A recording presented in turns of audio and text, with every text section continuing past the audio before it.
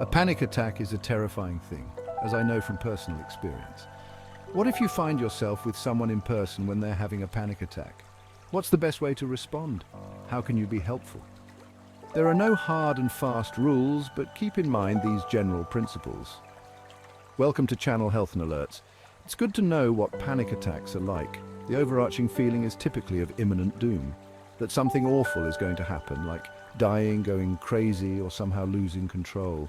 Other common symptoms include a racing or pounding heart, rapid breathing, nausea, lightheadedness, sweating, and a feeling of being disconnected from reality or from one's body. Don't assume it's a panic attack unless there's good reason to. While panic attacks are often mistaken for things like a heart attack or stroke, the opposite can also happen. One of my family members was actually sent home from the emergency room with a diagnosis of panic attack, only to discover he had had a heart attack. When in doubt, err on the side of caution. Be aware of your own distress. It's not easy to be with someone in such a high state of distress. Notice the thoughts and feelings that come up for you, such as fear or helplessness. Knowing what you're experiencing can make it easier to focus on the other person. Remember that panic itself is not dangerous. People often believe they're having a medical crisis during a panic attack, but panic per se is generally not dangerous. If you know the person is not in imminent physical danger from the panic, it will be easier to communicate that message to them. Remember that it will end on its own. Thankfully, our nervous system is self-correcting, so what goes up will come down. That's because our rest and digest system balances out the fight or flight system. Panic generally starts to subside within 10 minutes, and often sooner, although high states of anxiety that don't rise to the level of full-blown panic can last for longer. It can help you stay calm to know that panic is self-limiting and will resolve on its own. Speak calmly and confidently. When the false alarm of panic goes off, it's very helpful for you to act unalarmed. Make it clear to the other person that you're not panicking about their panic. Your tone of voice may be as important as the words you use. A soothing voice conveys confidence and activates the parasympathetic nervous system, which quiets the alarm bells of the fight or flight response. Tell the person what it is. If you're confident it's a panic attack, let the person know. You might say things like, "It's okay, you're having a panic attack. This is anxiety. I know it feels awful. You're going to be okay. I'm here and I'm going to stay with you. You'll get through this." Avoid arguing if they say it's something more dire. Try instead to roll with their responses. Your calm presence will likely say more than attempts to convince them it's just panic. Don't try to make panic stop. It's understandable that you would want the panic to stop ASAP, but take care not to convey a sense of urgency that the person has to stop panicking right now. That message will probably just make them more upset and won't be helpful to your relationship either. Paradoxically, the more we resist panic, the more it often intensifies.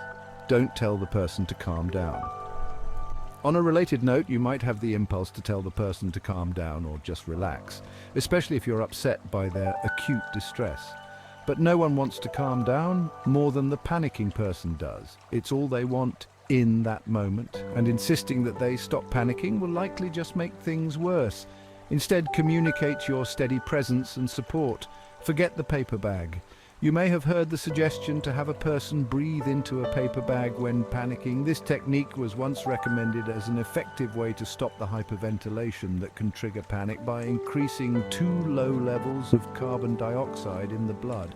But it's often not very effective and can even make things worse, especially if the person is actually having an asthma attack or a heart attack. It can also create the belief that I can only survive a panic attack if I have a paper bag. Encourage the person to find grounding. If you do want to offer the person a technique, you might encourage them to connect with a sense of grounding. Panic generally feels quite groundless, like the world is shifting under our feet. So you could suggest that they feel the floor under their feet or their body pressing down into their chair.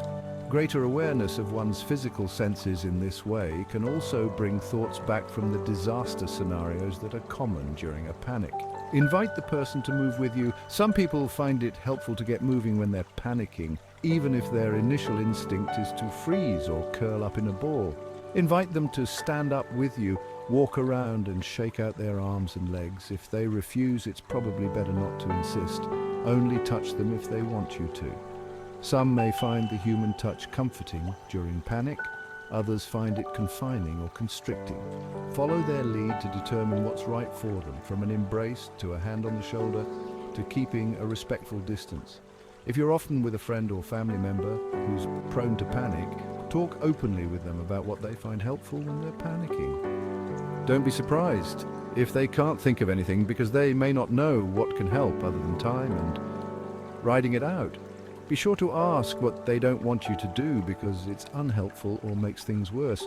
When we're beside ourselves with anxiety, we want a loved one beside us. Simply staying with the person through their panic attack sends a strong message of support and may be the best help you can offer. If you'd like to help your friend or family member, find a therapist. Cognitive behavioral therapy has the strongest research support in treating panic disorder. Your steady presence is the best support.